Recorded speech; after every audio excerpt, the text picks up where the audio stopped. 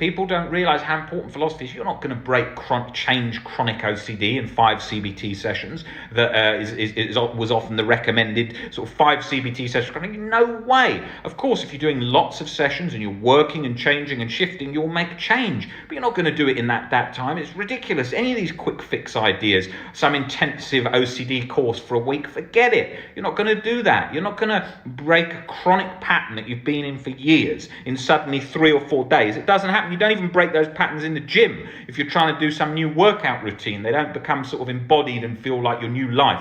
You know, the brain has sort of memories and everything. If I go back to working out as much as I used to when I was in a health and fitness business, and I used to own a gym, I felt so alive and plugged in physically, like electrically and energy from all the working out, but then I felt shit in my mind from OCD. But if I started working out like that again, my brain would remember all those sensations and feelings all attached to that way of existing in the past. But with OCD now, those were loads of patterns, loads of changes, things I had to break down day after day after day after day to get to the point where I am now. So it is a life overhaul. It's a life overhaul. When I say to people, listen, you've got to start walking half an hour a day, you've got to start going out and socializing a bit more, and they say, oh, this isn't going to break the OCD cycle. It is, because it's these little points that all add up to form the healthy life structure that creates the framework to recovery. It's that whole package. It's that whole life overhaul. That's what we're about. We're about life overhaul,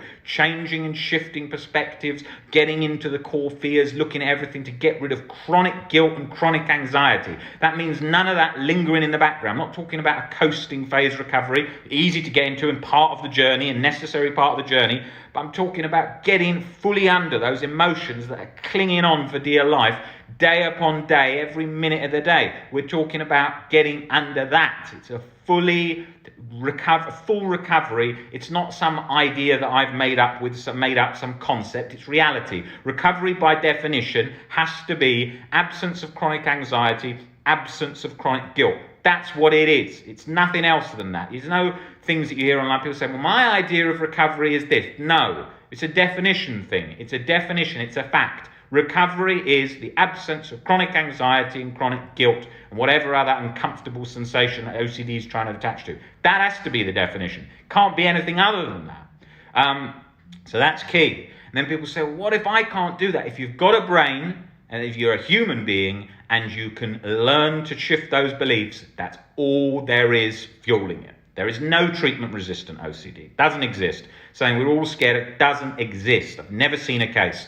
And if it wasn't possible to do this, the book like Albert Ellis's Stubbornly Refuse to Make Yourself Miserable About Anything would be called Stubbornly Refuse to Make Yourself Miserable About Most Things apart from one thing, and then you stay chronically guilty and anxious the rest of your life. And that's not how it works, because when you get under there, you won't disturb yourself. I don't have any setbacks. I don't have any chronic anxiety latch for day after day after day, but I did for many a year, in and out, waxing and waning, because there was still not there with the unconditional self-life and other acceptance, which once I grasped, not firmly, but had a good understanding of it, the framework for OCD to operate there was no longer there. It couldn't grip relentlessly like it had previously for so damn long.